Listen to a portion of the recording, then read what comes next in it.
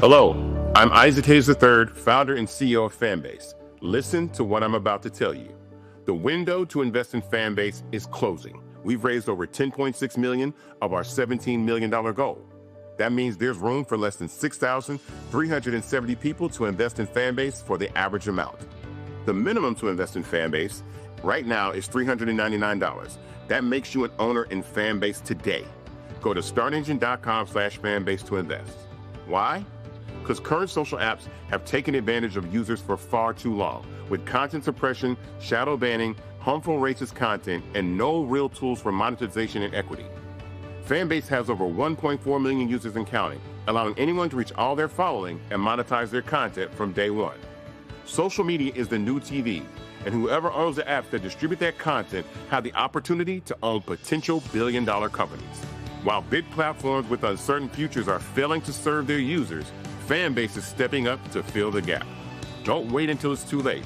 Invest now, invest for yourself and your future. Go to startengine.com/fanbase and own the next generation of social media.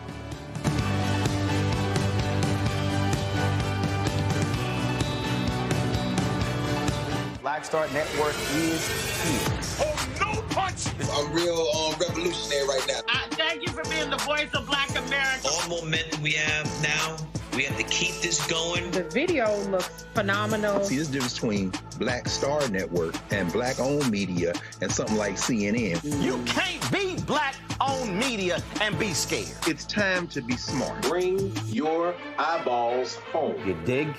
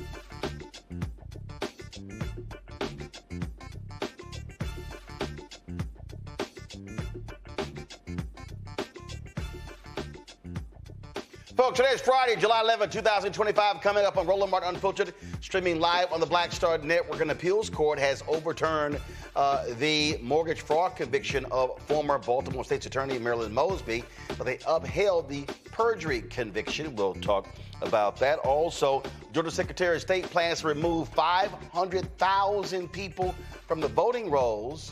Y'all know it's a lot of black folks in that roundup. Plus, the White House puts out this AI image of Donald Trump as Superman. Y'all notice how mainstream media is quiet as hell?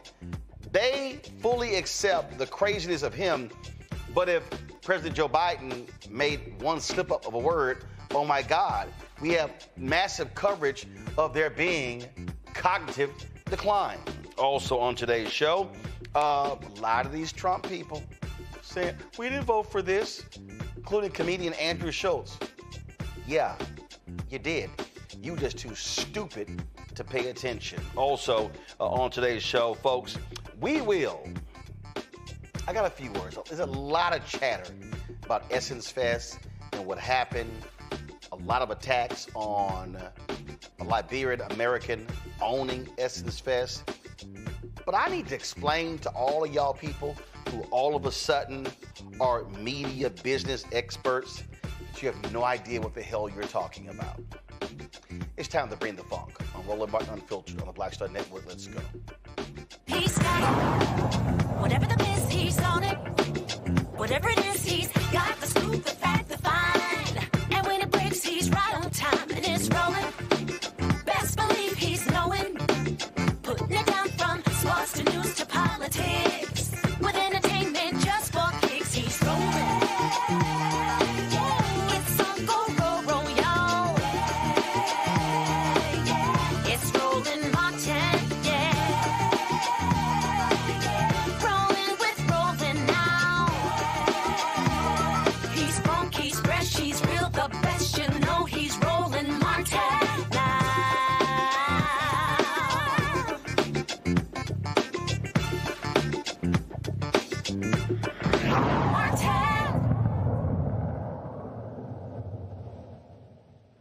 plans to remove nearly 500,000 people from the voting rolls. They have a law called Use It or Lose It. And the folks impacted, they are calling them inactive voters. Well, they have 40 days to correct this or not. It's one of the largest voting purges in American history. Now, obviously, we've seen this before. And we've seen Georgia be one of the leaders in doing it. Now, the Supreme Court allowed states to do this here. There was a white man in Ohio who sued because he was removed from the voting rolls. Well, the Supreme Court allowed that to happen, which actually was pretty stupid to me, them allowing that to do so. But the question then, how is that going to impact black voters? Oh, by the way, there's a huge United States Senate election next year in Georgia, where, of course, Democratic Senator John Ossoff will be facing competition. A major Republican challenger has not appeared yet, but it is going to come. Joining us right now is Robert Weiner, the director of the Voting Rights Project, the Lawyers Committee for Civil Rights Under Law. Georgia State Representative El Mahdi Holly joins us as well. Glad to have both of y'all here. First and foremost, Representative Holly, walk us through this for people who don't understand the law in Georgia and why the Secretary of State is allowed to do this. Yes, absolutely. And thank you, Roland, for making this such a serious point to discuss right now, especially ahead of our current Public Service Commissioner election. For those members who have long understood where Georgia stands with respect to voting rights, you know that our state is like a lot of southern states, that these states that have been impacted because of the institution of slavery, and the federal government has had to come in and actually provide oversight to make sure that people could exercise their right to vote. That was certainly true for, during Reconstruction. We saw it even more in the years following, during the 1960s, up until around 2018, when you had 2013 Shelby v. Holder case, which literally said that states no longer are required to clear a state's maps for those voting maps, because they had to go and get federal oversight because the states were found to have been discriminatory. And so what we've seen probably over the last 10 or so years is that mainly Republican-led states are so busy purging voters from the rolls. And we're not talking about voters that have been found to have been criminal or found to have been non-citizens. No, we're talking about eligible voters that are actually being purged by the hundreds of thousands. And it's simply because they have not chosen to exercise their right to vote and cast it for a politician. So think about that. Now, here's another question. Yeah. How long is it? One election, 2, 3, sort of what's the number? Well, the thing is that if you look at Georgia history, in the 2018 election, usually it happens after a federal election cycle that these purges occur. And in 2018, roughly 534,000 Georgians were purged from the voter rolls. Now, Secretary of State Raffensperger, his accomplice, and his Gabriel Sterling, they're looking to actually purge 500,000 voters from the voter rolls. And so you can think about that. It's not because they're found to be un-American. These are people who simply chose not to vote for a politician. So even though the United States Constitution guarantees them that right to vote, in the state of Georgia, it has targeted so many voters. Many times we find are persons of color, as well as even young people. They are disproportionately represented in the list of purged voters than those who are actually registered to vote. And so it's wrong, but that's why we have to make sure that we can encourage voters to stay on top of it. You got to check it or you risk getting X'd out. Robert, what can people actually do? Because, listen, I constantly tell people on this show, hey, register every year. There's no law that says you can't fill it out. They always come up with these different rules. Whatever your current address is, register right now and always double check and verify. Yeah, that's what you have to do. You have to keep on top of it, or else you're going to lose that right.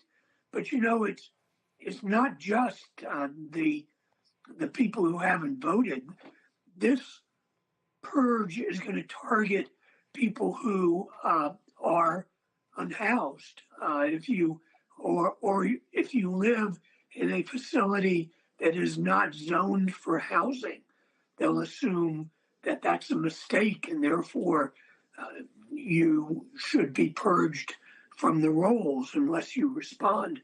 Or if you live in a facility that has more than 10 people at that address, well, there's lots of people in extended families, especially in immigrant communities.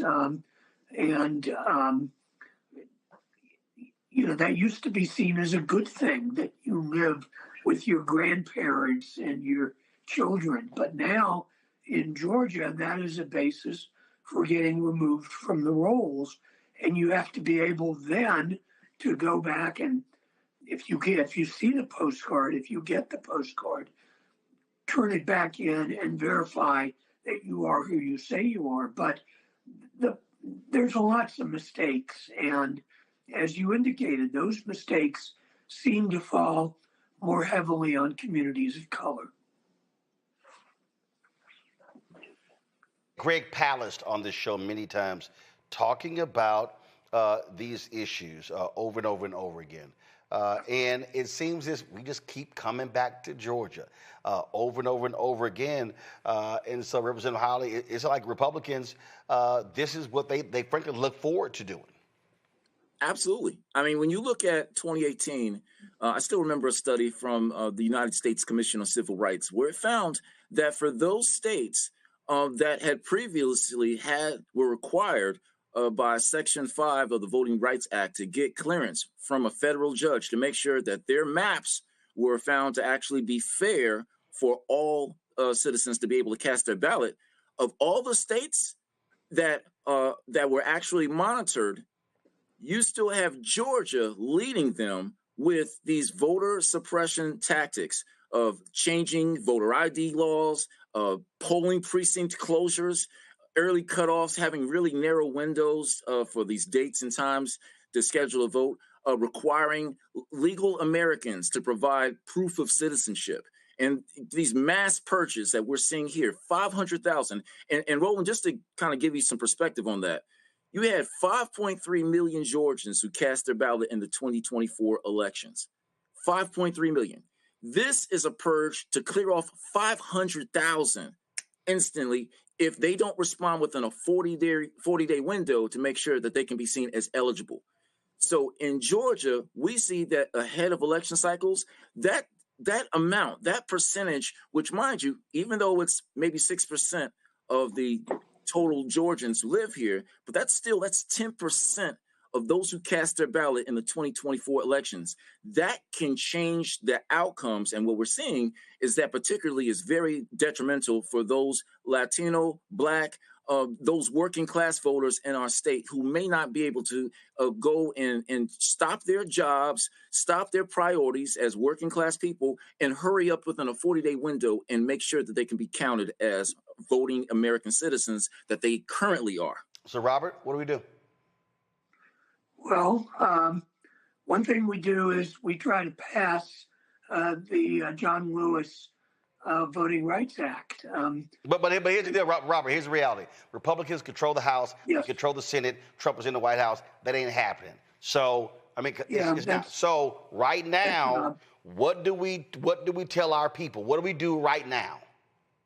Yeah, well, that is an obstacle to passing that. We just have to tell people that they need to register, they need to vote, they need to check whether they are on the list. There is a website you can go to see if your name is on that list, and you can do something about it. But it really requires that people in Georgia, and Stacey Abrams ran such an amazing campaign a few years ago, and the get out the vote effort and the registration effort is really phenomenal. 93% registration rate.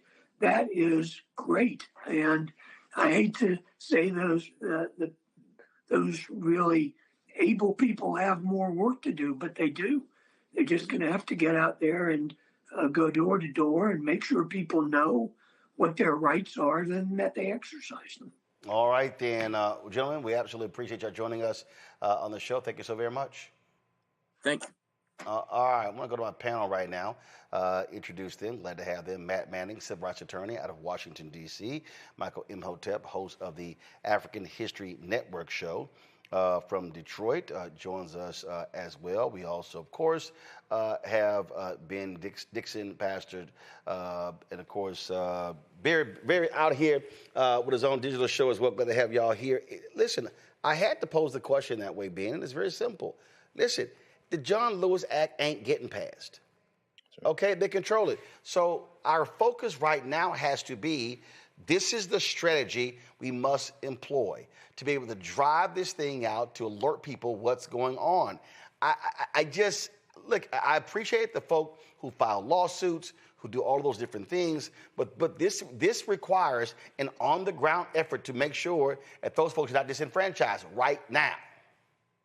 Absolutely, and I love your suggestion is that they should register. We should register every year. It should almost be a matter of routine and ritual, because we understand that this is the tactic that they employ every single opportunity that they get. They will take every measure possible to disenfranchise us from our vote.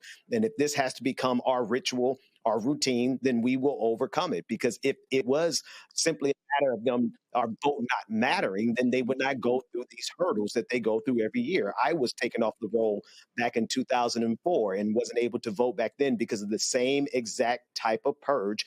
And it always disproportionately targets Black people, without a doubt. And so they can claim that this is a neutral process, but their neutral process always seems to hinder Black folks. Yeah, I mean, I just think that the thing for me, Michael, there are what I call short, mid, and long-term goals. The long-term goal is passing the John Lewis Act. Okay? Here's the whole deal. Biden was in the White House, couldn't get it done. Why? Democrats control the House. Then you had the Senate, didn't have 60 votes. Couldn't get it done. Couldn't use the reconciliation process. Couldn't get it done. Correct. So there has to be an effort right now to say, okay, getting the word out, re-register. Don't even wait on the postcard. Just re-register. Right now, re-register with your new address. Boom, that's what you do. That way you don't go through the process of election day, you go vote, provisional ballot. Provisional ballots are not always counted. We ain't trying to go through all that. No, re-register right now. Don't even wait. Do it. It doesn't cost you anything to re-register to vote. Absolutely. So I'm glad we're having this conversation, because this is straight out of Project 2025. And this is like a modern day poll tax coming from Georgia, which is a former Confederate state. So what happens is Republicans continue to show us that they fear the African-American vote and the power of the African-American vote more than many of us value our vote. And Georgia has a deep history of voter suppression. When you look at Senate Bill 201 that passed in 2021, it passed in Georgia. That was the first state to have those voter suppression laws right after the 2021 election. They pushed the fiction of the big lie, even though all the evidence came out stating that the election was not stolen. But Michael, here's the deal. I understand all of that. What I am saying is our strategy has to be a now strategy. I know what they did in 2021. I know what they did in 2022. I'm connecting it to now. No. What I'm saying is, no. I don't want to connect to now. Our people need to know what to do now. What to do right now. They can't file lawsuits. They can't pass a bill. But we have to get people minds right now. What must they do today? You got to register. You have to re-register to vote. educate people on the need to re-register to vote, but also educate them on how what's on the ballot coming up the next election impacts every aspect of their lives as well, and why it's important to vote also. How all these policies are determined by what's put in place, are determined by who votes and who registers to vote. Yeah, but here's it. Connect all that. Yeah, but here's the issue we're facing, though. See, I can't have hypothetical. Here's the problem. A lot of these people are inactive voters. So I can't, so I can't say, I need you to vote. First of all, you're already inactive. So what has to happen is register to vote. No. Follow me here. These people are already registered. They're inactive, meaning they did not vote. So what has to be happening is within 4 years. Right, which means they ain't voted in 4 years. I understand. Which means that the folk who are running and the third-party groups out here, we have to be doing our part. The reason I'm saying that, I'll pull this up last night. I was texting, this is what I pulled up a text last night. Bishop Barber sent this to us today. We were talking about, and I was talking about, there was a video that Zoran Mamdani posted, which I thought was a fantastic video. And this is what Bishop Barber said. In the North and in the South, we're going to have to do a lot because, frankly, the party's all over the place. Our problem in the South is many want to do rallies, but not organizing. Mm-hmm. One church group in North Carolina has 10,000 churches, but they don't do a church-by-church campaign where each church organizes 90% of its members. Most of the time, the pastor does one sermon and then says, my people voted. They don't organize in a mile radius around the church. So he says that the model has to be where we are right now. We can't be waiting on a party to organize and mobilize. I agree. And so what I'm saying is, if a person ain't voted in 4 years, then saying, I need y'all to vote ain't the answer. I have to now be communicating. That's not what I said. I got you. And okay, go ahead. This is what I'm trying to explain to you. Yes, they have to re-register to vote, but we have to connect why they need to re-register the vote to the actual policies and the outcomes that they say that they want. You have to connect all that together and educate them on how all that's connected and mobilize them. This explains to you why you have to re-register to vote. If you haven't voted in 4 years and you didn't vote in the 2024 election, then there's some type of disconnect there. So we have to connect all that together. It's not enough to say, I need you to vote. I need you to re-register to vote. No, you have to explain to the people the why and the what and how this impacts every aspect of your life. And the disconnect. And it has to be massive ground mobilization. We can't wait on the Democratic Party.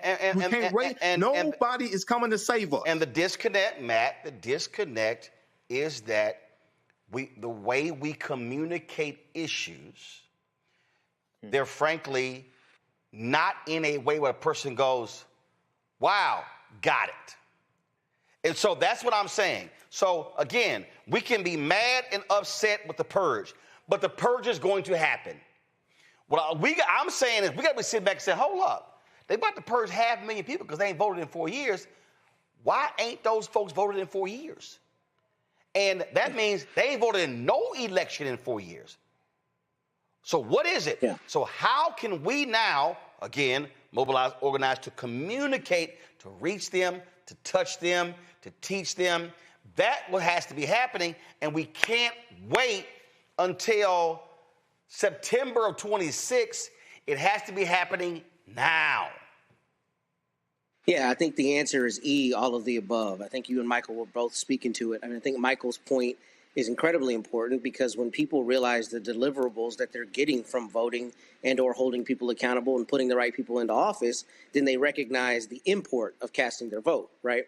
But not only that, I mean, a rally or one-time sermon or points in time where you're discussing voting rather than sustained efforts through organization is just not going to yield the effects of exactly what you're talking about, making sure you have a sustained drive. And the way you do that is by you telling people, unless you go to the polls, these kinds of things are going to continue happening. I mean, for instance, when I read the article in preparation of this, it's interesting because the way the Republicans are characterizing this is exactly the opposite. We're cleaning up the rolls. We're doing the right thing. We're making sure that we have people who want to be involved in the process, essentially involved in the process. And that's not how it should work. Sometimes people aren't going to check their registration. They're going to go to the polls and they're not going to realize that they're not able to cast their vote. So it's a matter of sustained organization in concert with telling them the benefits and the detriments to not voting.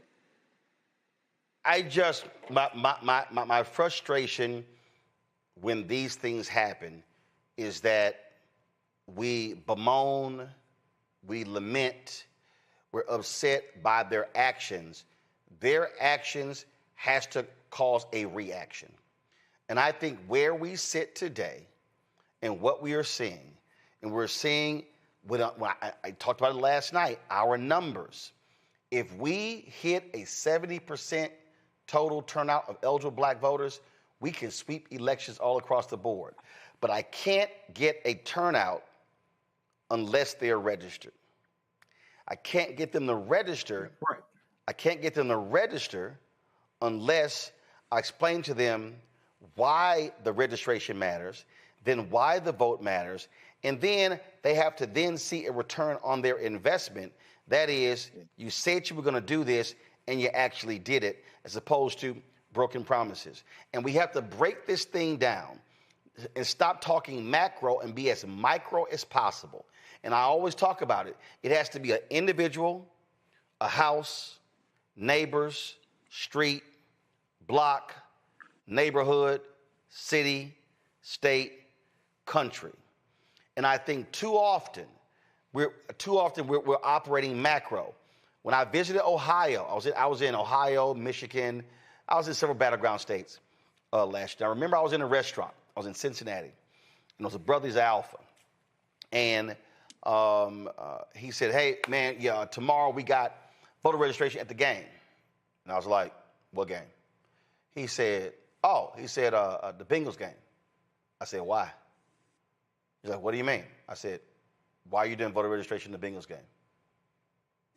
I said, "How many people are going to be at the Bengals game?" Okay, what, whole 60, 70,000? How many people are you actually going to come across? All right, what? Maybe 100, maybe 200. I said, your time is better spent going to get the data of what are the highest, what are the largest black precincts in Cincinnati, and then looking at that data and then saying, okay, these are the largest black precincts. In this particular precinct, they had 400 eligible voters. But in the last election, 78 voted. I said, now you can spend your time now trying to target the additional 322. I said, now think about that. That's just one precinct versus the number of people that you might get to register at the football game.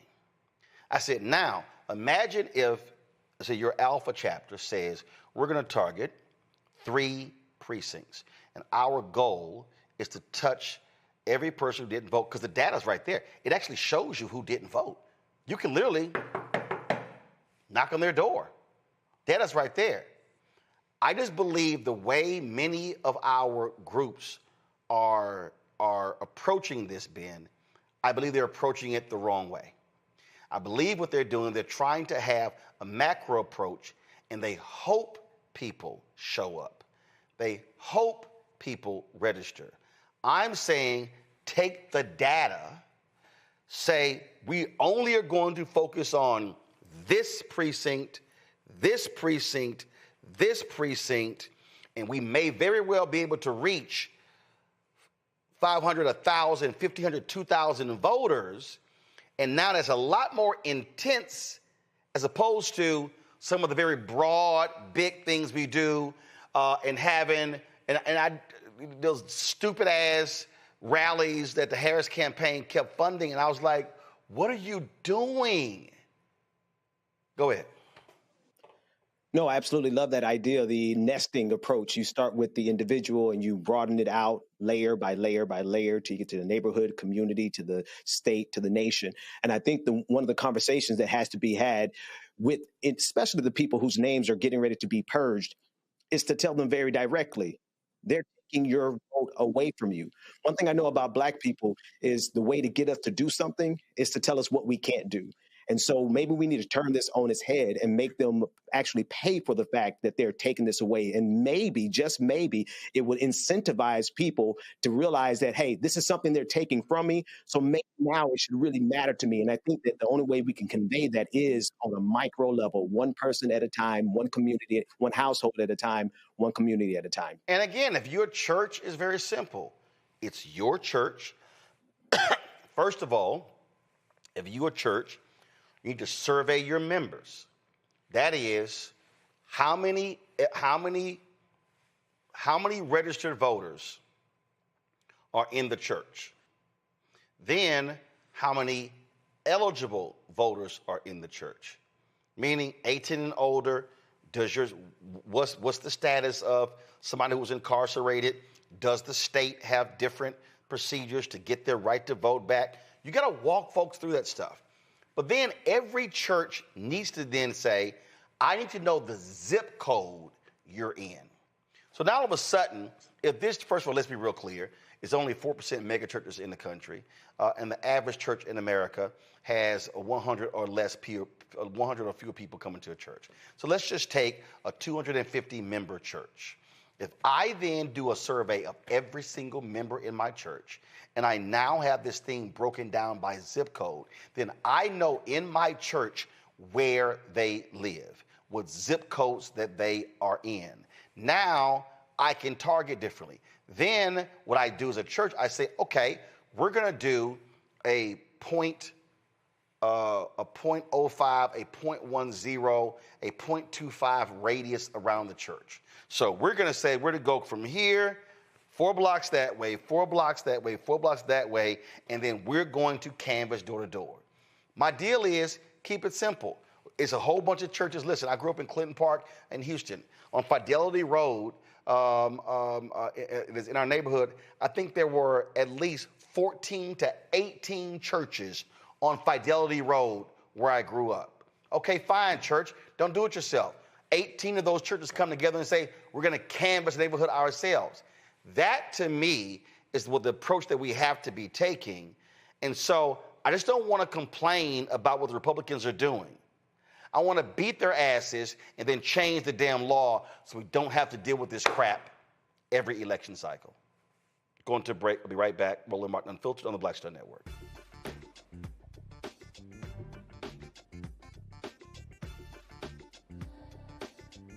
This week on The Other Side of Change. Mass incarceration, Trump administration is doubling down on criminalization, and how it is profitable. And there's something really, really perverse about saying that we need to put people in cages in order for other people to have jobs. Like, that is not how our economy should be built. Only on The Other Side of Change on the Black Star Network.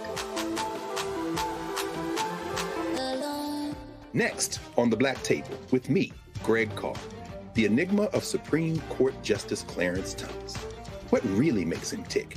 And what forces shaped his view of the world, the country, and Black America?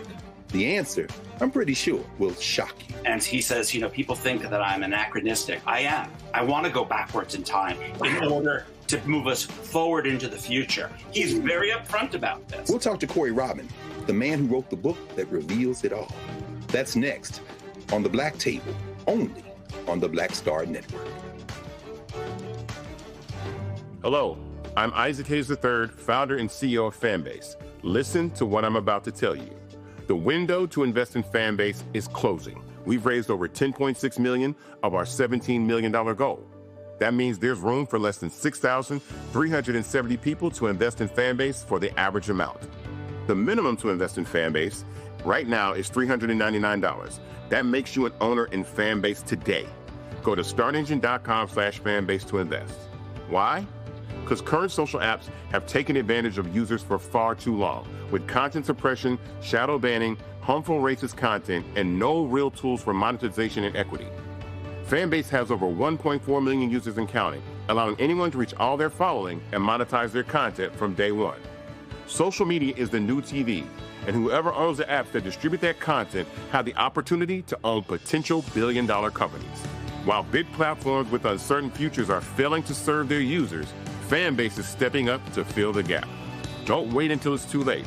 Invest now, invest for yourself and your future. Go to startengine.com/fanbase and own the next generation of social media.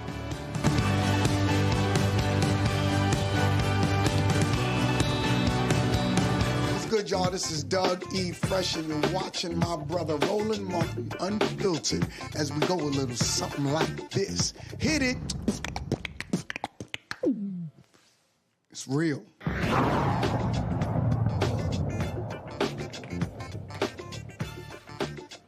Okay, I'm about to play a 5-minute from a news conference today. It took place in New Orleans.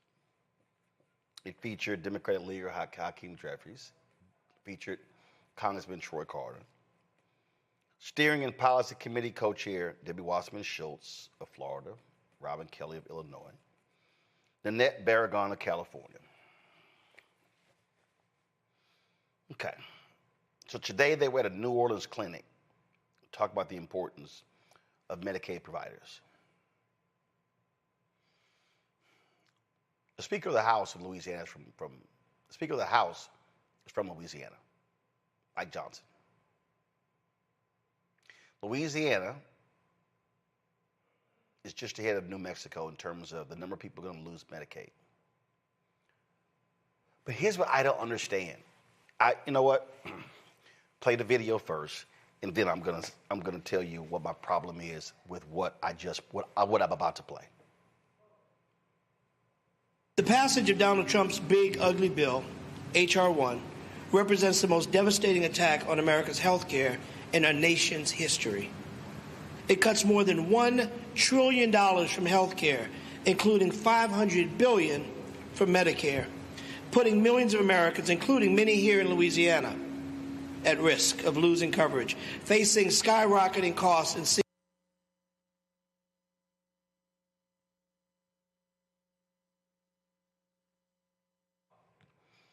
All right, folks, so we have a technical issue, and so we're going to get that fixed. But I'm going to show you something. And see, this is why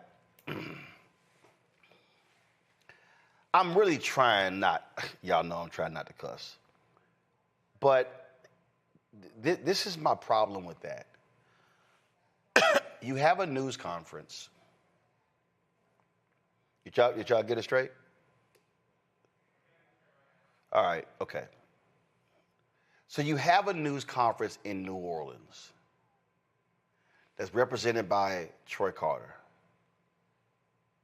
to raise the issue about the bill that's already been passed. At least go to my iPad. Y'all, this right here, this is the congressional district of Mike Johnson. As you see right here, Shreveport, Monroe, Alexandria, it extends all the way down south to Lake Charles. So that's Mike Johnson's district. Now, first of all, you see right here, you see how this carve-out piece right here, this shows you how they gerrymander. Like, that makes no sense at all. Like, why wouldn't it be a straight shot top to bottom? But that's how they do these maps. Okay, here's my problem. If you're going to hold a news conference talking about the devastating effects of the bill, which Mike Johnson voted for, why don't you have it in his district? Why don't you literally go to either Lake Charles or Shreveport or Monroe, and you hold this news conference so the local media in Mike Johnson's district can cover it, and then you can rally the people in Mike Johnson's district, the organizations in Mike Johnson's district, and ask them, and the churches in Mike Johnson's district, and say, I need y'all to challenge him on why did he vote on a bill that's going to hurt his district.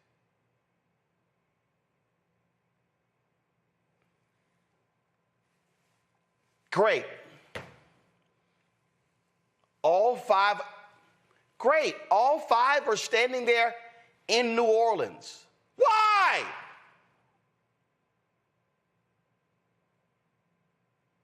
That's not his district. Ben, I said to Obama and his people, why do y'all keep going to suburban Ohio and suburban Maryland and suburban Virginia holding speeches and rallies touting the Affordable Care Act? I said, take that shit to the brokest, sickest, whitest, reddest district and say, I passed this bill for y'all because you are the brokest, you're the sickest, and you should be asking, why did your United States Senator and your U.S. Congressman vote against a bill when you are sick?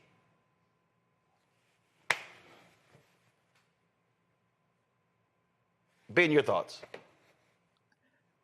You know, Roland, at this point, I have to think it's a matter of complicity, right? Because at that level of politics, to excuse it away as them not knowing or incompetence, to me, is not acceptable. They have too many highly paid representatives and individuals who plan for them, strategists, consultants, because that's just common sense what you said, right? And it makes too good of sense for them to not understand and actually execute it. Go into the belly of the beast. Go into their districts. Go and confront them head on. Talk to the people who are being hurt the most. Talk to the people who voted for them who are going to be hurt the most. And it's that oversight, it's that inability to see something that simple, which goes back to what one of the brothers on the panel already said. We have to have our own organizing power, because if we allow the Democrats to keep doing this, whether it be fecklessness or complicity, we're going to keep finding ourselves as Black people at the mercy of either a party that is complicit with this power or just too incompetent to actually fight against it. I get it. You want Louisiana media attention. Okay, I get it. But that's not who you talk to. Matt, you go and talk to his people and you say, y'all need to be asking him, why did he vote against you? What was his reason voting against you? And you say, here are the Medicaid recipients in this district. Here are the number of people in this district on SNAP with SNAP benefits. That's what you do. You get nothing going to New Orleans. I don't know. I think I'll be the dissenting voice on this. I don't know that it's as, problematic for the message for it to be down the road in New Orleans as opposed to his district. I get the logic, but one, Louisiana isn't a huge state. Two, your first point on this is exactly what I thought. They probably thought that they have a much greater access to a larger swath of media there in New Orleans, and it's not like they can't have that same messaging 100 miles away. I get the logic. I think it's a different analysis in Texas or California. If you're talking about LA, you wouldn't go to Sacramento. I think it's a little different in Louisiana. And I think it's really more about the vigor that they deliver the message with, to say, Mike Johnson, your own Speaker of the House, is voting against your interest. Why didn't he vote for the interests that affect you? I think you say that, but I think doing it in New Orleans does nothing. To doing it in that district, it does nothing. I don't think it's as major and I don't think it has the effect. Okay. What does it do? Okay, Matt. Matt. What does it do? You're talking in New Orleans, which is represented by Representative Troy Carter. What does that get you? He's already a Democrat. You have a lock on his seat. What does that do for you? I mean, I get the logic, Roland, but you're in D.C., I'm in Texas. We're talking to people across the country. You mean to tell me that they can't have the same import in their message and the same vigor in their message 100 miles down the road? I mean, I get what you're saying. No. Here's what I'm saying. Here's what I'm saying. The reason you the reason you bring a representative from the House Democratic leader, a rep from Illinois, a rep from California, and a rep from Florida is you want to amplify the negative impacts of the bill, and the person who is the Speaker of the House who actually ramrodded the bill through is from Louisiana. So if I am, first of all, so my strategy, here's the first thing. What is my strategy for even holding the event? So let's see. There's not a U.S., so there's a U.S. Senate race that's next year, okay? The congressional races are every year. There's a mayoral election in October.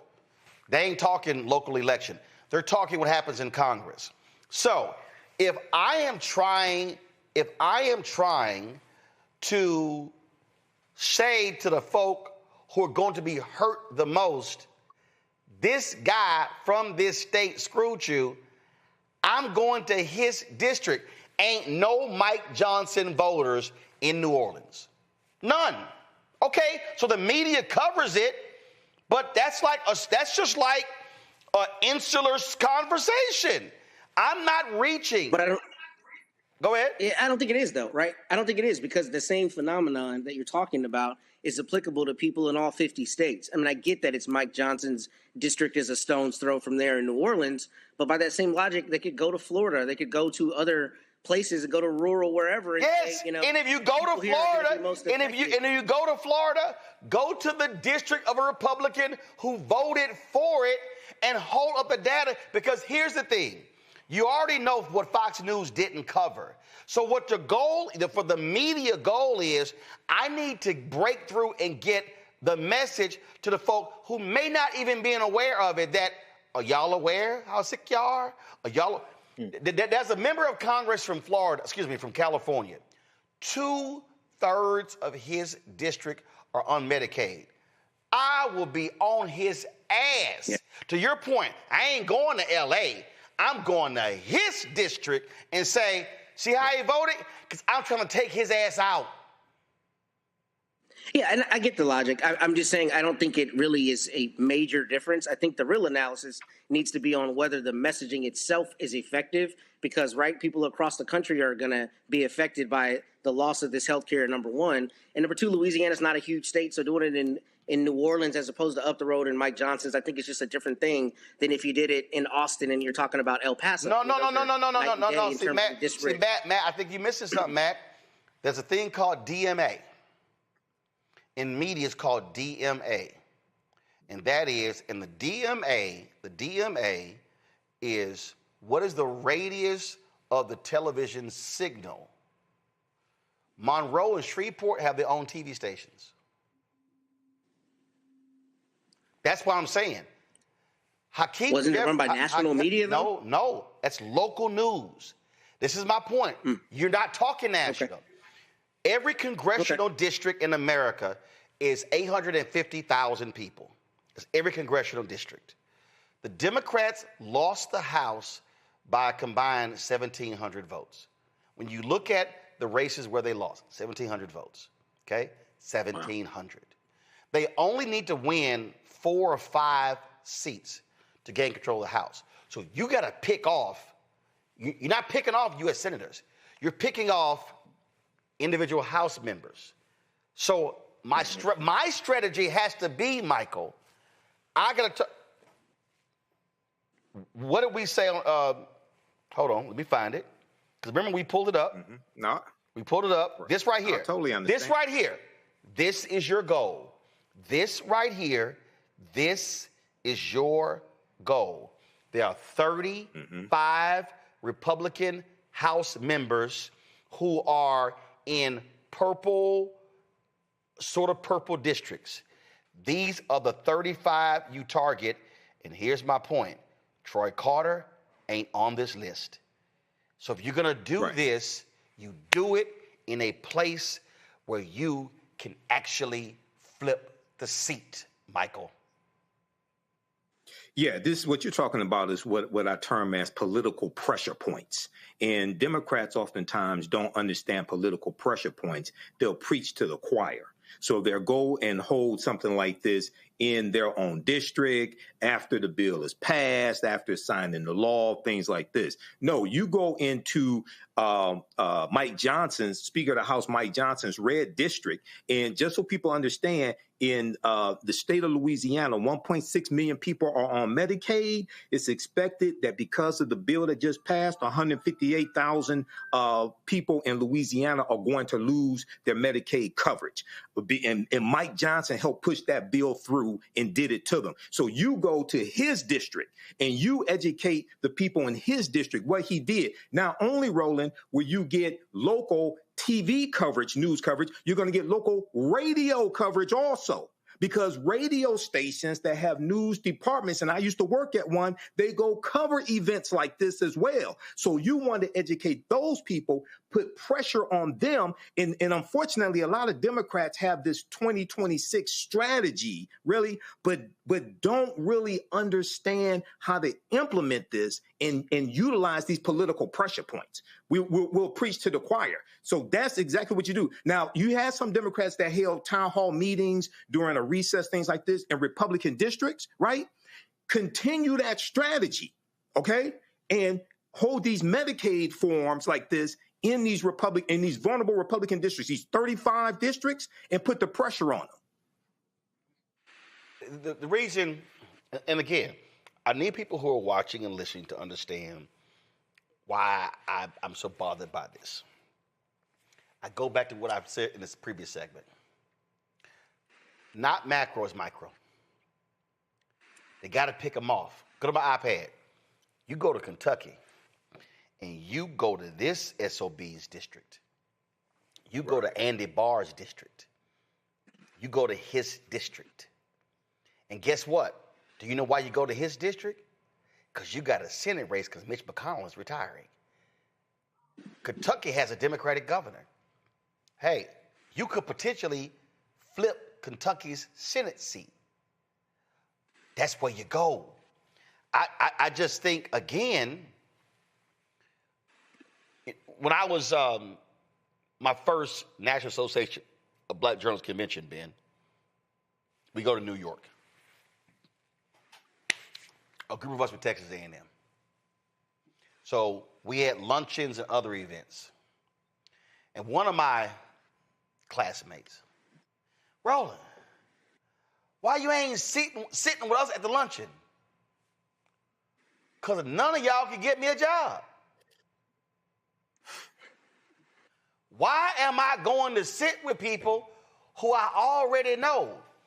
I'm going to sit at a table where I don't know nobody. They were like, damn, I ain't never thought about it that way. That's been my mentality my entire life.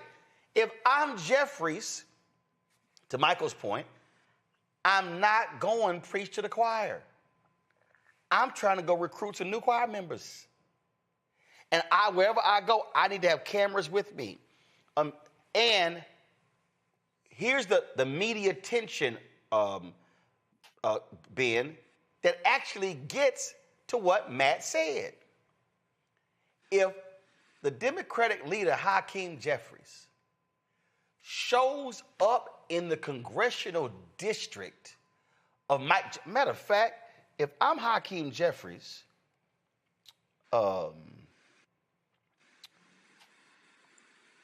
me 1 second. Because I need everybody to understand something.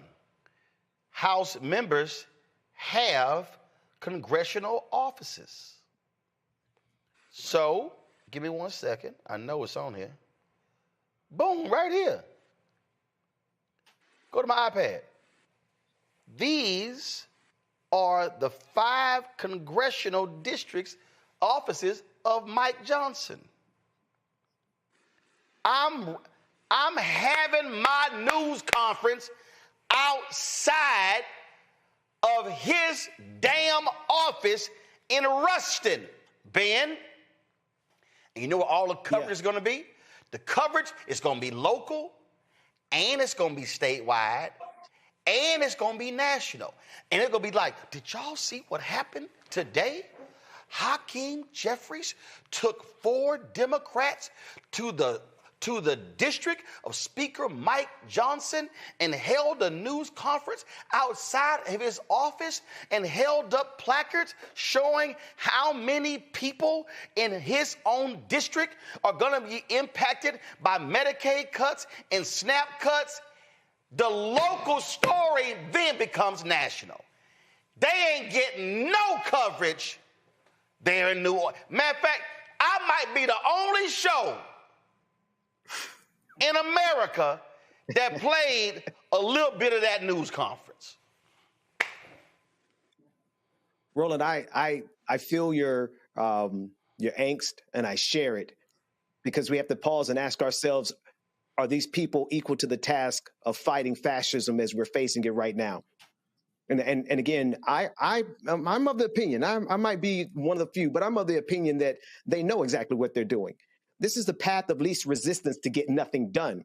There is a path of least resistance to get everything done, to stop MAGA, and you've already laid it out. Show up in their neighborhood, show up at their offices, knock on their doors. That's easy. That's good media. That's good publicity. That's what every politician would actually want if they were actually on our side. So I'm sorry, I'm of the opinion that Hakeem Jeffries may not really want to stop MAGA. I just listen, I think, Michael, he does want to stop MAGA. I just think that you got to have what Dion always said, I need some folks with some dog in them. Come on. You can't play this thing nice. The old political paradigm is gone. Trump and MAGA has completely demolished that thing. Okay, listen, Republican presidential consultant, media commentator David Gergen died today. David Gergen, I was with him on CNN. David Gergen was very soft, very sensible, how he approached. That don't happen now. You got to sit here and scrap. You got to say, nah, this is war. This ain't boxing. This ain't even MMA. Nah, this is straight up, I got to take your ass out politically. And so the strategy has to be, all right, how can I call attention? How can we drive media attention? How can we build awareness? How can we piss them off? How can we get under their skin? That's how you do it. You say, and matter of fact, my ass would have done this here. I would have said, we're going to be in Louisiana all day. We're going to do one go back to my iPad. We're going to do an event I'm going to do it at the Ruston office. I'm going to do one at the DeRitter office. Right. I'm going to do one at the Bossier City office. And then I'm going to go to the campus of where they got a P.O. box, Northwestern State University. And if I say, you know what, I can't get Hakeem to be at all of them, that ain't a problem. Hakeem, you're going to do one in Ruston and the one closest to Ruston. Then we're going to send Debbie to one of the other ones, and we're going to send Robin to one of the other ones, and then we're going to send the other the woman from California to the other one, and we're going to sit here and blitz their ass. And you know what the coverage is going to be? House Democrats call out Speaker Mike Johnson in his own district on Friday. Local media going to cover it. Right. State media is going to cover it. National media is going to cover it. If I'm them, I'm live streaming every single one of the news conferences. I'm going to push it on social media and all the blogs, and I'm going to send the signal to everybody in the House leadership, we coming to your district next. And that's what I say. Next week, we coming to you. Freedom Caucus, we're going to hit all y'all. Doc, you got to have, if you're trying to win a game, the game plan that you won with 10, 15 years ago, different game plan. Right. It's a different game plan. Exactly. Because it's a different game. So first and foremost, voters regardless of whether they're Democrats, Republicans, or independents, they want to vote for a fighter. They want to vote for somebody who's fighting for them. That goes back to the conversation that we had, I think it was last week when you had Jasmine Crockett on and I was on, and that's something that you all talked about. So that's number one. Number two, I've said it on this show before, and a couple of weeks ago, 3 weeks ago or so, I just finished watching the last episode of the 4th season of Godfather of Harlem. I've said we need more politicians like a Bumpy Johnson. Because a Bumpy Johnson was straight up fighting the mafia, but he was also trying to protect Harlem and protect his people. So this is a different game that's being played. I think Hakeem Sekou Jeffries wants to defeat MAGA. Okay, I totally understand that, and I totally believe that. But the way that you have to go with this, you're fighting against something that's unorthodox. So you talked about MMA. The reason why people had to start cross-training in UFC was because the strikers were getting beaten by the grapplers. That's why strikers, people practicing karate, things like this, had to start studying Brazilian jiu-jitsu because they were getting their behinds kicked because it was unorthodox to them. So when you fight against an unorthodox opponent, you have to change your strategy. So this is what has to happen. And we have to realize that we have to have real fighters. And some of the people who are Democrat incumbents right now have to be voted out of office, in more progressive Democrats who are sensible progressives, not this pie in the sky stuff, but sensible progressives who are fighters are going to have to replace them. All right, folks, I got to go to a quick break. We come back, lots more to talk about. Marilyn Mosby's conviction overturned. Nigeria basically said to Trump, hell no, we ain't taking them damn prisoners, undocumented workers. Also, it's a whole bunch of Trump people like, we ain't vote for this. Yeah, you did. And I got a couple of things to say when it comes to Essence. And a lot of these people all of a sudden are on black-owned media experts. Yeah. I'm going to cover all of that. Don't forget, support the work that we do, folks. Join our Brina Funk fan club. If you want to contribute to us via Cash App, use the Stripe QR code. You see it right here. Click the Cash App button to continue to contribute. Also, checks and money orders make it payable to Roland Martin Unfiltered. Sailing into P.O. Box 57196, Washington, D.C., 20037-0196. PayPal is rmartin unfiltered, Venmo RM unfiltered, Zelle Roland at RolandSMartin.com, Roland at RolandMartinUnfiltered.com. We'll be right back. On the next Get Wealthy with me, Deborah Owens, America's Wealth Coach, less than 5% of the top executive positions in corporate America are held by women of color. We know it's not because of talent. A recent study says that it's microaggressions, unconscious bias, and limited opportunities being offered to women of color. On our next show, we're going to get incredible advice from Francine Parham, who's recently written a book sharing exactly what you need to do to make it up into the management ranks and get the earnings that you deserve. I made a point to sit down and I made a point to talk to people. And I made a point to be very purposeful and thought-provoking when I spoke to them. That's right here on Get Wealthy, only on Black Star Network. Next on the Black Table with me, Greg Carr, the enigma of Supreme Court Justice Clarence Thomas. What really makes him tick? And what forces shaped his view of the world, the country, and Black America? The answer, I'm pretty sure, will shock you. And he says, people think that I'm anachronistic. I am. I want to go backwards in time in order to move us forward into the future. He's very upfront about this. We'll talk to Corey Robin, the man who wrote the book that reveals it all.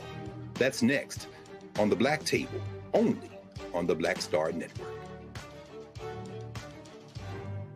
What's up, y'all? This is Wendell Haskins, a.k.a. Win Hogan at the original T-Golf Classic. And you know I watch Roland Martin Unfiltered.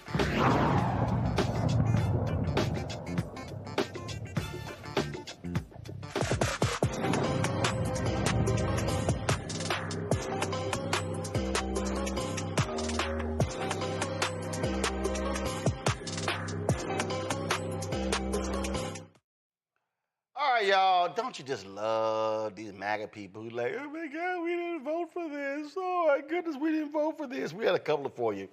Comedian Andrew Schultz talked about what's going on. And also the people at More Perfect Union, they put together their own video showing all of these crying MAGA people who are just shocked and stunned that these things are happening. But hashtag, we tried to tell you. Roll it. I believe that about Trump. I believe when Trump, everything he campaigned on, I believe he wanted to do. And now he's doing the exact opposite thing of every single fucking thing. I don't know what he's done. Yeah, exactly to your point. If you tell me, it's easier for me to believe you wanted to do all these things if any of them were happening in the way that you said they were. To that point, like there'll be people that like they'll DM me and be like, you see what your boy's doing? You voted for this. I'm like, I voted for none of this. He's doing the exact opposite of everything I voted for. Yeah. I want him to stop the wars. He's funding them. I want him to shrink spending, reduce the budget. He's increasing it. It's like everything that he said he's going to do except sending immigrants back. And now he's even flip-flopped on that, which I kind of like. But he's like, oh, well, we kind of need the people working in restaurants, and we need our farmers. It's like everything that he said that he was going to do that he campaigned Well, he said really to hard us, on. which was important, and I thought it was good you pressed him on it, well, you got to start with the criminals in terms of deporting. I don't even know if the criminals are getting sent back. I know there's a lot of people with green cards getting sent back. There's people who aren't criminals getting sent back. I don't know if you're sending back the criminals first. You're definitely not doing it first. I don't know if you're sending them back at all. So nothing has happened. My medication, it runs $20,000 a month without insurance. I make $800 a month.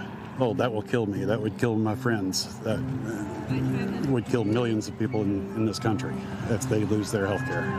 We're in California's District 22, a rural community in the state's Central Valley.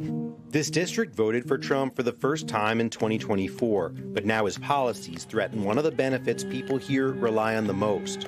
It bothers me when people like Elon Musk say that people on those programs are the parasite class. It's just cruel. Do you know anyone personally who voted for President Trump but depends on benefits like Medicaid? Oh, yeah. I know a lot of people. Trump promised a lot of things. I thought it would be more family values and those programs that we really need here. One of those promises was to protect Medicaid, which 67% of people in this district rely on. It's the largest percentage of any district in the entire country. Can you guarantee that Medicare, Medicaid will not be touched? Yeah, I mean, I have said it so many times, we're not going to touch it. But his administration just proposed an $880 billion cut to Medicaid over the next 10 years. So we wanted to come here to find out how people are feeling about Trump and his administration's decision that could have a huge impact on one of the benefits they rely on the most. One resident who would be impacted by Medicaid cuts is 64-year-old Irma Arredondo, who voted for Trump in 2024. Irma has several chronic health issues, including type 1 diabetes. She's also a full-time caregiver for her daughter, who has cerebral palsy, and her sister, who has Turner syndrome. Valerie has her medication for her seizures. She needs care of everything. And I just give massage to her hands, her legs. I stay with her until she falls asleep. Sounds like you take really good care of her. Oh, it's my baby. It's my doll. So you, your sister Irene, and your daughter Valerie, you're all on Medicaid. And how important is Medicaid for your family? Wow, can you imagine? We live on a daily basis with sicknesses. This is for the cholesterol too. This is also for my blood pressure. So Medicaid pays for all of it? Yes. If you didn't have Medicaid, how much would this cost you? How much money? Oh, thousands maybe. Thousands. And that's just for you? Just for me. Not for your daughter? Not for your sister? No. The medicine that my daughter takes for seizures, I won't be able to afford it. So we feel hopeless if those cuts come, you know. What we're going to do. Irma was a farm worker for more than a decade. She believes that some of her and her children's health issues can be linked to the pesticides she was exposed to while working in the fields. When I was pregnant with my child, I was working in the field. I remember it was this little airplane and sprayed us. But when my baby born, the doctor just said, "Uh-oh, something's missing." And when he gave me my baby doesn't have her arm. So with these risks that you and your community face in agriculture, and then to have the system threaten to take away your health insurance, to take away protection, how does it make you feel? Like I told you, I feel like these stubby nuts in the back, you know. But why? Why when we put food on their tables? You know, that we risk our health. Look at me right now. Look at me, how many sicknesses that I have. The COPD, I didn't have COPD at that time. We got all in the fields. Where else? We're seeking permanent income tax cuts all across the board. The $880 billion in Medicaid cuts proposed in President Trump's budget will help pay to permanently extend his 2017 tax cuts. The largest tax breaks would go to the wealthiest individuals. Are those your values? No, that's not right. ¿Por qué van a hacer tanto recorte? Sí, tanto recorte. ¿En dónde lo van a poner ese dinero? ¿Dónde? In the last election, who did you vote for? I feel embarrassed to tell you, but before years, all the years back, since I got my citizenship, I said I was a Democrat, but then in these last elections I voted as a Republican. Why? Because I'm against abortion. Para mí la palabra conservador es tener valores. I grew up with values, you know, con las enseñanzas de mis padres. Family values. Family values. Irma isn't the only one in District 22 who feels betrayed by the administration's plan to gut Medicaid. The only people they're hurting are the poor people, people that really need the stuff. Elon Musk doesn't need it, Trump doesn't need it, and, you know, billionaires don't need it. They're making out big time with this, but they're hurting people in the process. District 22's representative is David Valadeo, a Republican who voted in favor of the budget resolution to cut Medicaid, after initially voicing concerns about how potential cuts to social programs could affect his constituents. If just 2 Republicans vote no on the final legislation, they could stop Medicaid from being cut.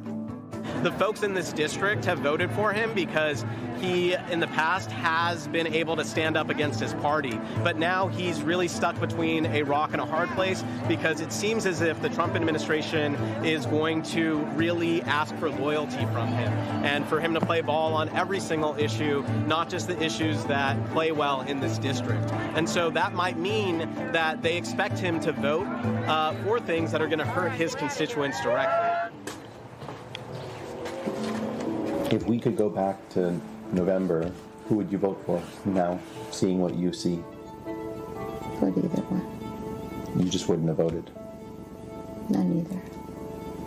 It's very sad that there's no political leadership that you feel you can vote for. Maybe, you know, they can, like you said, Democrats or Republican. Maybe they have, I'm not going to say that everything is bad, but the most important things. But the only good things is for them. To us, always going to be the good things, you know. You feel that way? It's always going to be the bad things. Always. For you. Yeah.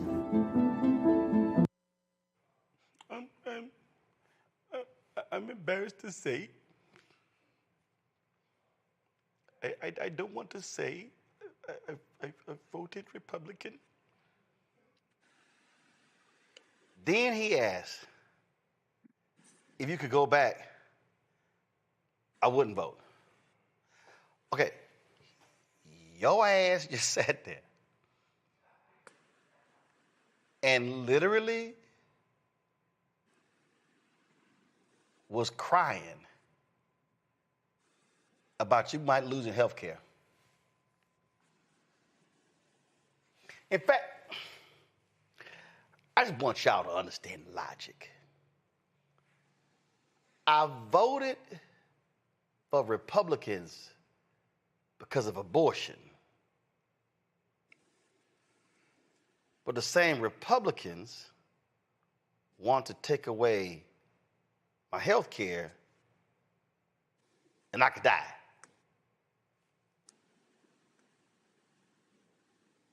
Oh. The same Republicans who claim they are pro-life gutted USAID. That's going to kill millions across the world. But you voted for them because of abortion. Now, let me be perfectly clear. I know some people who are ardent opponents of abortion. Okay, you're anti-abortion, but are you pro-life? Because see, you can't call yourself pro-life if you support people who cut Medicaid, because folks will die when rural hospitals shut down, when nursing homes shut down. You cannot call yourself pro-life voting for people who cut SNAP benefits when there's food insecurity in America and 30,000 people in America die annually due to hunger. You cannot call yourself pro-life if they are slashing international aid that's keeping people alive, that's keeping people alive when it comes to HIV/AIDS, when it comes to starvation. We could go on and on. Do y'all know that when Trump got in there and Elon Musk got in and they immediately cut off aid, that a 78-year-old woman in a Myanmar camp died because she went to the hospital every day to get oxygen, and when they cut the money off, then they couldn't give her the oxygen and she died.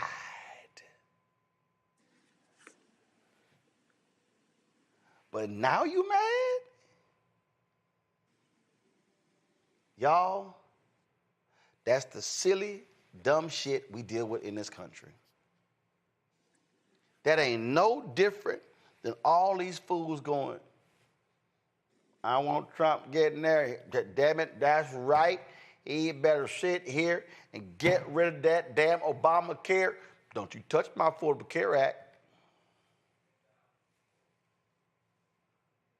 It's the same thing.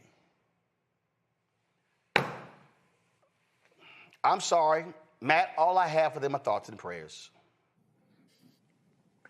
I don't revel in people suffering, and I think it's tough for me to know that there are people suffering. But here's the thing. You have to suspend disbelief to vote for Trump when you know, even though he's, first off, promised he wasn't going to touch Medicaid. I mean, Medicaid covers 20% of the American population, 70 million people. Something like 40% of children are on Medicaid, and 60% of Medicaid benefits go to the elderly and people in nursing homes, right? So it's really like you had to know what you were voting for, and it's now that you're affected. I don't feel any sympathy for that. I don't want to see that people are needlessly suffering. But the other thing is, Trump is a known quantity. So it's not like this is a person who's not shown us who he was, how he moves, what his administration was going to do. I mean, Michael was talking about, and you were talking about Project 2025 on this show for a very long time before elections.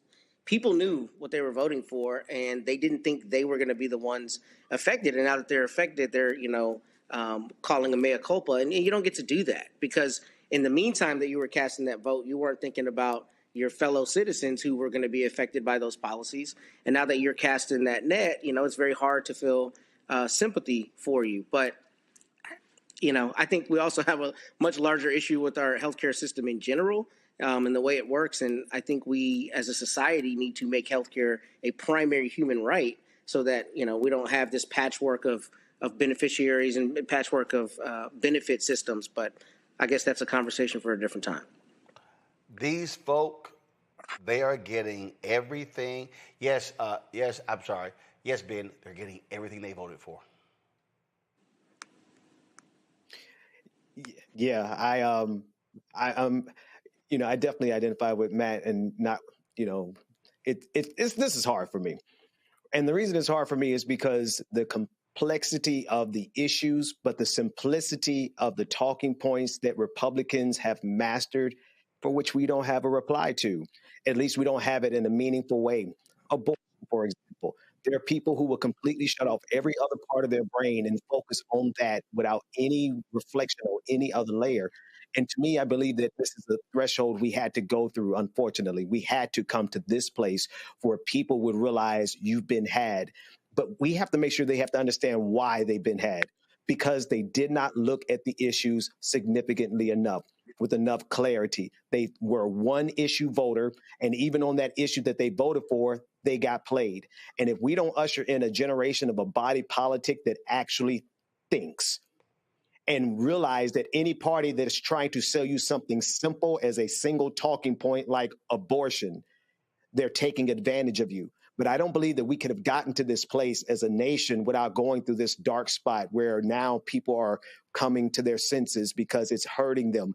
But if we don't seize on this moment and reveal to them, here's why you got played. Here's how you got played, because you leaned on one topic that they're not even true to, which is abortion. If we don't catalyze and capitalize on this moment, then Republicans are going to run the same exact play in 2026 and 2028 and going forward.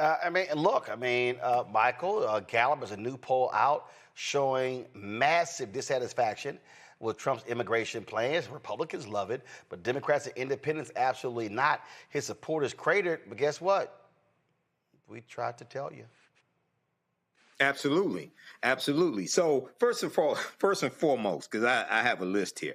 Number one, if you are against abortion, goddamn it, don't get an abortion. It's pretty simple. Okay. And this is what happens when you have single issue voters, because the policies of Republicans decimate all the other issues you care about. You talked about USAID. As I said last week, it's suspected that 300,000 people worldwide have already died because of USAID being cut off. That's from the Boston University analysis. You talk about Medicaid. It's suspected that 51,000 Americans are going to die each year because of loss of Medicaid coverage. That's Yale University. When we look at MAGA is a death cult. Okay. Now, what I found interesting here, she said if she didn't vote for Republicans, she wasn't going to vote. I don't think she mentioned Kamala Harris at all. Like there wasn't a viable alternative. And this gets to something deeper. I don't know this woman. My heart goes out to her. But also we have to realize we're dealing with sexism in this country. And we're dealing with racism in this country. You nice. My heart doesn't go out to her, but go ahead. I'm sorry. Okay. We're dealing with sexism in this country. We're dealing with racism in this country. And within the Latino community, which is broad, you're talking about people coming from different countries. Okay. There is also a bias towards African Americans, because some Latinos identify more with their white ancestry than their Afro-Latino ancestry or Native American ancestry, what have you. Okay, so we're dealing with these multiple issues, but yeah, hashtag we tried to tell you, but this is what happens when you're stuck on stupid. What did my homeboy say in that when the white woman called him the N-word? I'm sorry, it's above me now. It's above me now. All right, y'all, speaking of stupid, you know what? Mainstream media, right wing, anything that Joe Biden said, these folk lost their damn mind. This is this dumb shit that Trump does. The White House literally put this on Twitter, y'all, of him dressed like Superman. And see, now go pull the tweet up. Pull the tweet up. Y'all have it. It's stupid. And what kills me is, again, if a Democrat had done any of this, if Kamala Harris had Joe Biden, they would be losing their mind. But see, they have normalized his sheer stupidity. The man posted the other week he was selling cologne. I mean, and again, it's like, crazy ass stuff. Oh, that's just Trump joking. That's just Trump joking. But these MAGA people really are stupid. So you know the new Superman movie came out. And Lord, they are losing their mind, y'all. They are losing their mind. They are mad because the director did the movie, and he talked about Superman being an immigrant. And, ooh, yeah, MAGA lose. I mean, they have been, like, really angry. They've been angry. They upset. They mad. They've been doing deep dives on a fictional movie, y'all. Because James Gunn, the director, made clear how he was going to portray the character. And they sit in, look at this, they've gone woke. They've gone woke. Dean Cain, look at this here. Dean Cain. Superman has always stood for truth, justice, and the American way. And the American way is immigrant friendly. Okay? Tremendously immigrant friendly, but there are rules. I think that was a mistake by James Gunn to say it's an immigrant thing, and I think it's going to hurt the numbers on the movie. Really? Really? That's you, Dean Cain? Y'all know Dean Cain played Superman? I think Dean Cain forgot this scene. Immigration and naturalization. We just need a quick look at your green card. Green card. Have the audio up, please. Superman, I'm afraid until we get this cleared up, I'm going to have to ground you.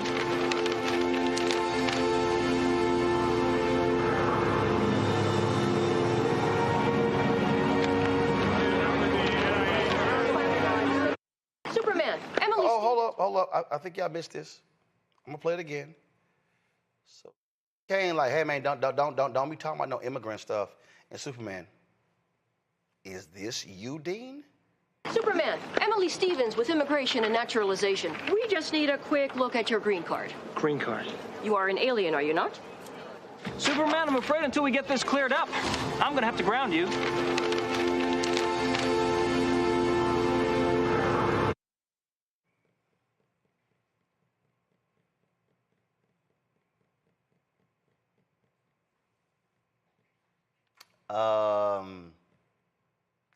Feel kind of stupid. He feels kind of stupid right now, Michael. Like, they literally had a scene of immigration, naturalization rolled up on you, saying you ain't got your green card. They're idiots. Yeah, you know, Dean Cain starred on the TV show Lois and Clark, I think it was called, back in the 1990s, playing Superman. Yeah, this is probably coming back to haunt him. I saw some of his comments about this movie. And yes, Superman is an immigrant from another planet that comes and saves America, saves the world. But to say that they're going to lose viewers and things like this, people going to the movie, I'm not so sure about that because of this take on it. But at the same time, let's just be honest. DC movies don't do that well in the first place. Okay, let's just be honest. Okay, DC movies don't do that well in the first place. I don't know anybody that was waiting for a new Superman movie to come out. I'm sorry. Okay, but at the same time, yeah, this is ridiculous coming from the White House. This is what you got Texas floods, you got over 100 people missing, and this is the nonsense that the White House puts out on X, okay, Donald Trump. But it's important to note that I think black women are going to be Donald Trump's kryptonite. Well, what was dumb, like literally, look at this tweet. This is from this idiot Clay Travis, okay, right winger. He goes, so Laura Travis, the only lawyer, former NFL cheerleader, superhero, movie nerd combo on the planet, says Superman is clearly a legal immigrant. And she texts me this 4-part legal analysis that makes it crystal clear. Now, y'all, I'm not playing that bullshit. I'm not playing it at all. It's like a 4.5-minute video. But that shows you how stupid you are. So now they try to say, no. But Superman is a legal immigrant. And I'm sorry. Dean Cain says it's going to hurt the box office. And Michael said, well, I don't know if it's going, what it's going to do.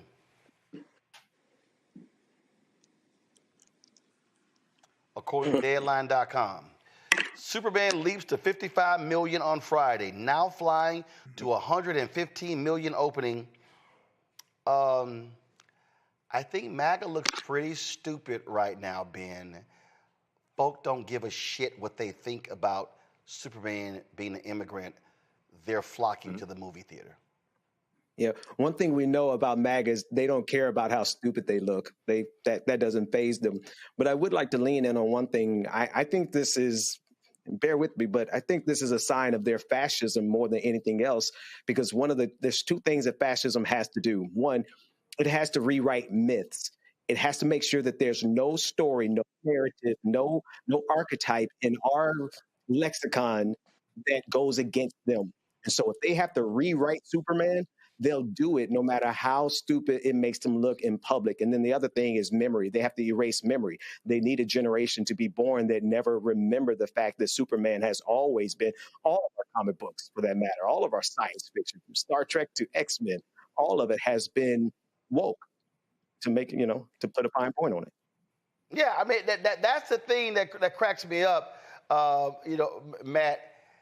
See, the MAGA's issue is they want everything done through the prism of whiteness, and especially white men, because that's also who controls media. All these cats with these shows, they're white men. Jesse Waters, Sean Hannity, Tucker Carlson, Clay Travis, what's that other idiot? Buck Sexton, Eric Erickson, all these white guys, blah, blah, blah, blah, blah. And they're complaining with all, and looks like, look at this here. Look at this. James Gunn, Superman, made $22.5 million in box office previews. The biggest of the year so far. I guess MAGA's whining and complaining had no impact.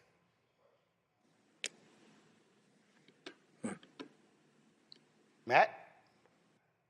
Oh, well, I have four thoughts. The first is, if Superman is listening, I don't think you're subject to the jurisdiction of earthly law, so I'm happy to represent you for free being a citizen of Krypton, number one.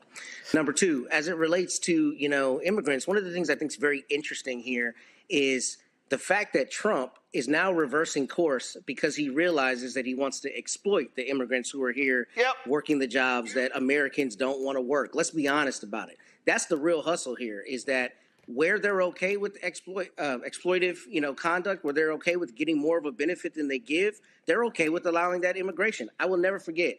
I knew a woman years ago, diehard Republican, who said, "Oh, I'm so against illegal immigration." But then she whispered, "But you know who you need to hire when you need a fence built." And that's exactly what this situation is, which is, now we're going to reverse course because we want to make sure there are people there picking the fruit that Americans don't want to pick. As to the AI thing, I think that is part and parcel with a lot of why we're seeing this F around and find out, is that people have latched on to the cult of Trump as a personality and not what he's actually going to do as a politician. And that's why the White House, it's crazy that the White House is tweeting out pictures like that. He's selling Teslas on the White House lawn. He's selling all the things that he's selling because for him, it's another grift. But for people who have bought into that cult, the pageantry of the Trumpism, it's about him and it's not about anything else. It's not about the actual political part of it. And the idea that it was going to kill the box office or whatever, I mean, that's just another, unsubstantiated thing. But it's ridiculous with immigration in particular because all these people are in favor of immigration until they can exploit the immigrant and then they're okay with them being here. And that to me is abhorrent and morally, dishonest. Well, you can always bank on the idiots, but I also love it sometimes when the clapback is great. So, for instance, Nigeria, Trump has been telling all these African countries and others, y'all gonna take whoever we send you. Well, they be like, no, we ain't quite doing that. We ain't doing that. So, I remember he met with these 5 African leaders earlier this week, earlier this week. And what happened? The Nigerian leader said, it's a foreign minister in Nigeria, Yusuf Tugar. He said, you know what, I'm going to go ahead and go Flavor Flav on this one. Roll it. Considerable pressure on African countries to accept Venezuelans to be deported from the U.S., some straight out of prison. it will be difficult for a country like Nigeria to accept Venezuelan prisoners into Nigeria. We have, in the famous words of, I don't know if you know the U.S. rap group called Public Enemy. If you do, then you'll remember a line from Flav, a member of the group, who said, Flav has problems of his own. I can't do nothing for you men. We have enough problems of our own. We cannot accept Venezuelan deportees to Nigeria, for crying out loud. We already have 230 million people. You will be the same people that would castigate us if we acquiesce to accepting Venezuelans from U.S. prisons to be brought in. Are we under pressure? Are we under pressure from the Americans, from the U.S.? These are some of the discussions that have been ongoing, not just with Nigeria, but also with other countries. My man, like now, nah, we good. Maddie, like now, Flavor Flav. It's Flavor Flav instead. No, we good. I just think you got to be arrogant as hell, Ben, to go, oh, we going to send you whoever we want to send you if they ain't even from your country, and y'all better take them. Yeah, there's no shortage of arrogance in Donald Trump and MAGA or against the absurdity of thinking that they could apply pressure to get that done, and just the absurdity of wanting to do it, right? But they're hanging this deportation thing as a threat over everyone, and they're also extending this threat to Black people on a regular basis across social media. They're pitching it as a threat. But if I could just invert that on its head, I mean, to get a free ticket out of Babylon before the fall, or to get a free ticket out of Egypt before the 10 plagues commence. I mean, because what Donald Trump is really doing to this country, it might be doing these immigrants a favor to get them out of here first. So anyone who's threatening to deport me, I honestly, Roland, at this point, I might take a free trip.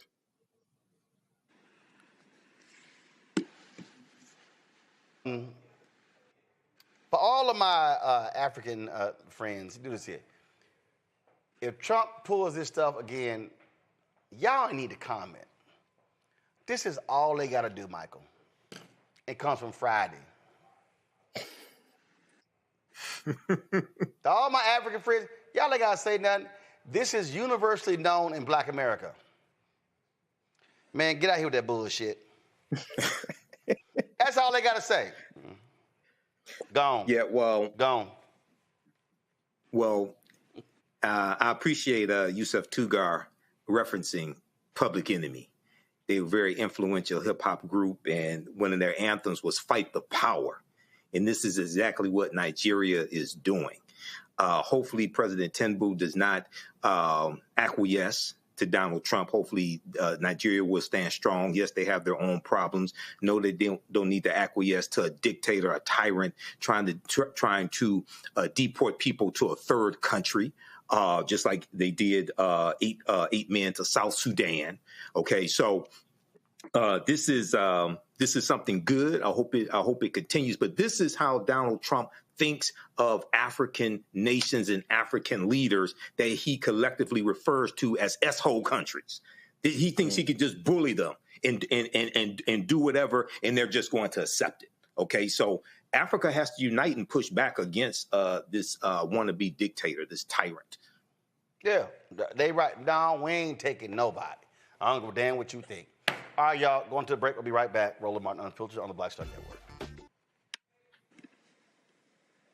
Next on The Black Table with me, Greg Carr, we look at one of the most influential and prominent Black Americans of the 20th century. His work literally changed the world. Among other things, he played a major role in creating the United Nations. He was the first African American and first person of color to win the Nobel Peace Prize. And yet today, he is hardly a household name. We're talking, of course, about Ralph J. Bunche. A new book refers to him as the absolutely indispensable man. His lifelong interest and passion in racial justice, specifically in the form of colonialism. And he saw his work as an activist and advocate for the Black community here in the United States as just the other side of the coin of his work trying to roll back European empire in Africa. Author Cal Rostiala will join us to share his incredible story. That's on the next Black Table here on the Black Star Network. Hi, everybody. I'm Kim Coles. Hey, I'm Donnie Simpson. Yo, it's your man Dion Cole from Blackish, and you watch Roland Martin, Unfiltered.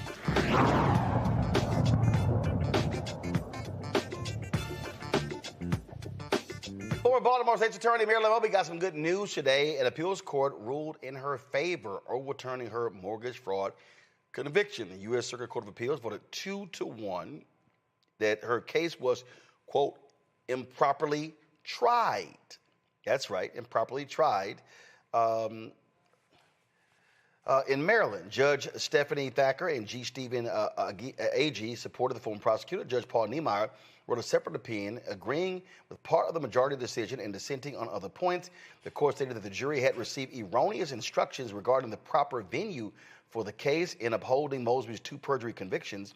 The panel agreed with the trial judge's determination that evidence concerning her retirement fund withdrawals was both relevant and admissible. All right, then, folks. Now let's talk about this Emil Bove. Of course, he is really somebody who has no business serving on the federal bench in a lifetime appointment. So when you give a questionnaire to turn to the Senate Judiciary Committee, well, he didn't answer the question as to whether or not Donald Trump could serve a 3rd term. He also offered no perspective on what happened on January 6th.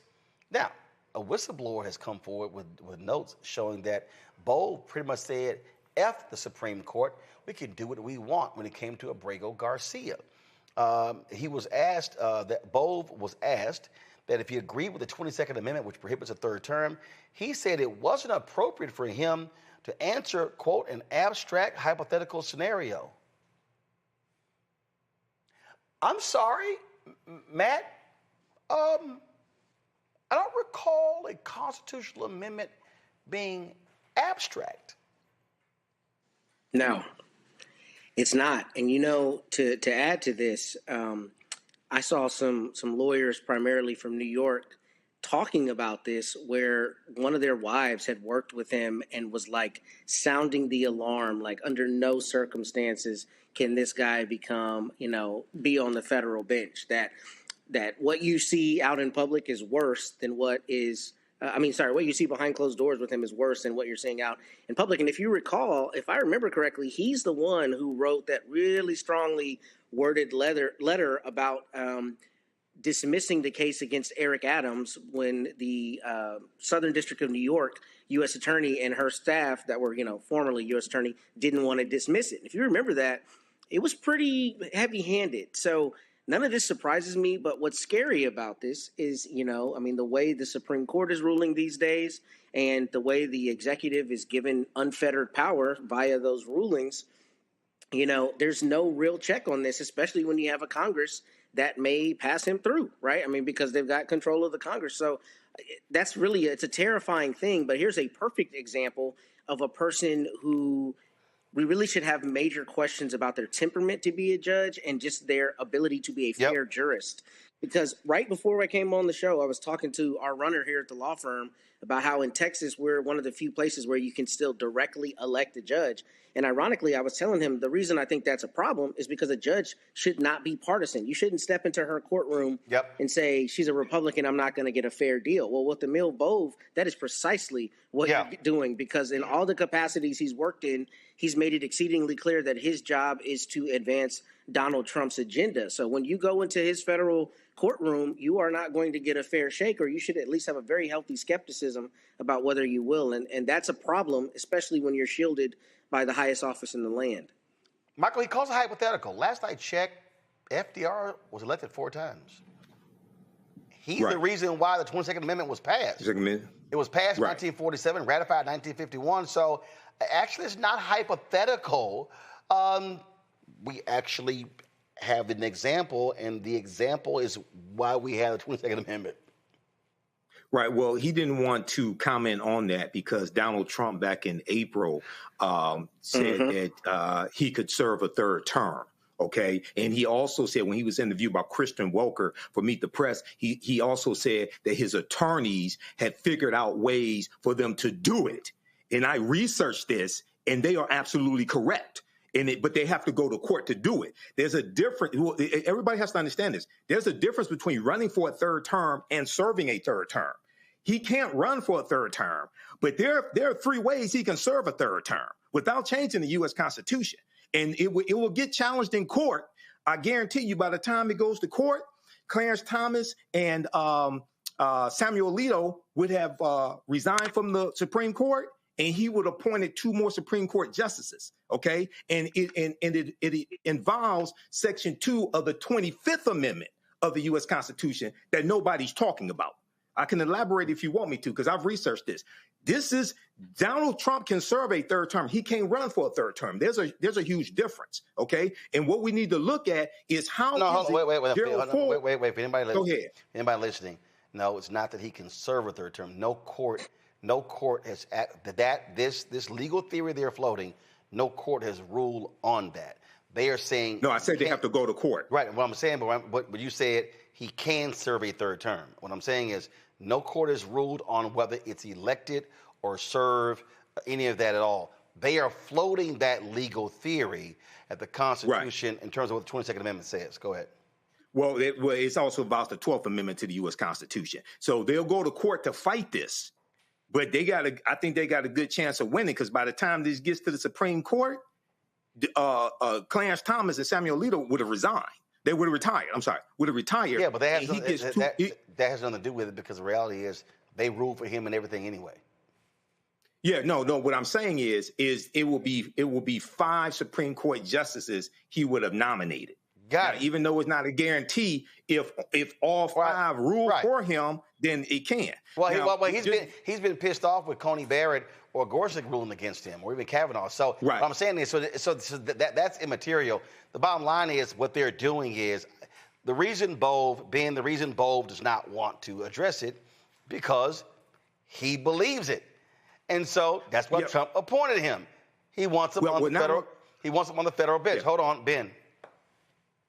Yeah, no, we're seeing the complete and total seizure of the judiciary, one judge at a time, right? And we see this across all the different levels of the judiciary. And this is the plan that 2025, as well as Donald Trump and his own individual plan, this is what they have been planning and rolling out and executing with efficiency. We have seen several of the Supreme Court rule against Donald Trump, but then we've also seen in some of the most critical decisions, they fall right in line. And so the Federalist Society, along with all of these institutions, they are prepared to make this happen on behalf of Donald Trump. And I think we have to govern ourselves accordingly. Like this is, if we know the play, if we know the plan, we have to absolutely undermine it with every possible way that we can. I mean, I don't know exactly what all we can do, but we can't simply sit back and watch it unfold and be surprised when it happens. Can I comment on that? Yeah, real quick. First of all, we got to realize, yes, it can happen. Because if people think the shit can't happen, then they won't fight against it. Well, Secondly, obviously, hold on. Obviously, it can happen because at the end of the day, Supreme Court can make any ruling whatsoever. So we understand that. But it will be a significant legal fight if it actually gets to that. Okay, go. Yeah, significant legal fight. Now, here's the thing. Donald Trump, because so much attention back in April was shined on him serving a third term and stories were being written about it, then he backed away from it, right? Just a couple of days ago, Laura Ingraham was in the White House and he unveiled a Trump 2028. I think it was a jersey or something like that. No, he actually, that was like a month ago. He actually did the exact same thing. But here's the thing. He backed away from that. First of all, him backing away is irrelevant. They've been selling. Hold up. They have been actually selling Trump 2028 merchandise. Okay. Now, 20 seconds. Go. Yeah, but this story here puts the focus back on it, right? And then you have Emil Bove saying he doesn't want to comment on it. Right. Okay. Well, first of all, again, But which is another reason why frankly his nomination is trouble across the board, and hopefully you have some of these Republicans who will have some guts, and there have been some other there have been some other judicial nominees that they've actually pulled off of the table as a result of them being too troublesome. So again, that's what we certainly hope happens in this case, folks. I got to cut it short. I got to go. We're out of time. I'm going to save my commentary for Essence on Monday because I really need to unpack it for y'all. So let me thank Ben, let me thank Matt, let me thank Michael as well, folks. I appreciate that. Folks, listen, it's a whole lot going on, and what we want to do here, again, is with this show, with the other shows on the Black Star Network, providing you with a level of information that you're not getting elsewhere, really unpacking these things for you so you can understand what is happening in this country. Those are the things that actually has to happen. And so we want you to support the work that we do. Join our Bring the Funk fan club. Your dollars are critically important for us to do what we do. And so Cash App, your Stripe QR code, you see it right here.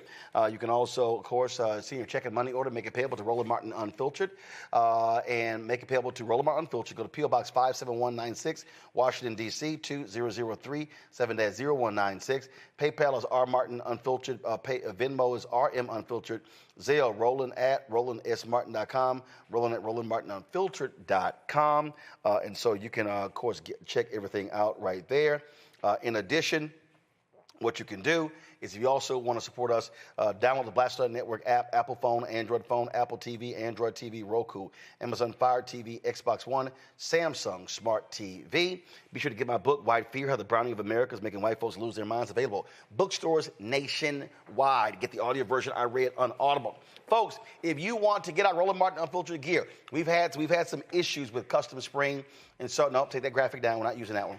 Nope, take the graphic down. We're not using that one. We've had some issues with Custom Spring. Remove the graphic. We're not using that one. I'm about to explain why. And so go to shopblackstarnetwork.com, okay? Show the Shop Black, okay, show that one. So here's what we've done. We're using a second company. This is a trial run. We've had major problems with Custom Spring. People ordering their product, not getting their product, not getting it on a timely basis, taking a month and 2 months. And we have emailed them, we've talked to them, we've tried everything, and it's not getting better. And so we've added a second company. So go to my iPad, please. So if you go to shopblackstarnetwork.com, the same products you see there, you will see here. You will see our various T-shirts here. Don't blame me. I voted for the black woman. MAGA. MAGA chose between woke or broke. They chose broke. FAFO, Project 2025. You see hats. You see pillows, mugs, things along those lines. And so you can simply go to shopblackstarnetwork.com. Here are the hoodies, the crew neck shirts. And so go right to shopblackstarnetwork.com. And let me be real clear. If you order something from Custom Spring, then you didn't get it, email us, okay? Go to RolandSMartin.com, click contact button, email us so we can help you get that. But right now, we want you to get our products from a different company at shopblackstarnetwork.com. My hope is that the products will get to you faster, be delivered to you. That's what we want to happen. And so please go to shopblackstarnetwork.com for that. Also, don't forget, download the app Fanbase. Get that, and then you can also, of course, if you want to invest, simply go to startengine.com/fanbase to get more information as well. Folks, that's it. As you know, every Friday, we always end the show rolling the names of all the people who have contributed to our show since we launched in September 2018. I will see you guys tomorrow right here on on Monday right here on Roland Martin Unfiltered on the Black Star Network. Roll our names, and then Truth Talks. Holla!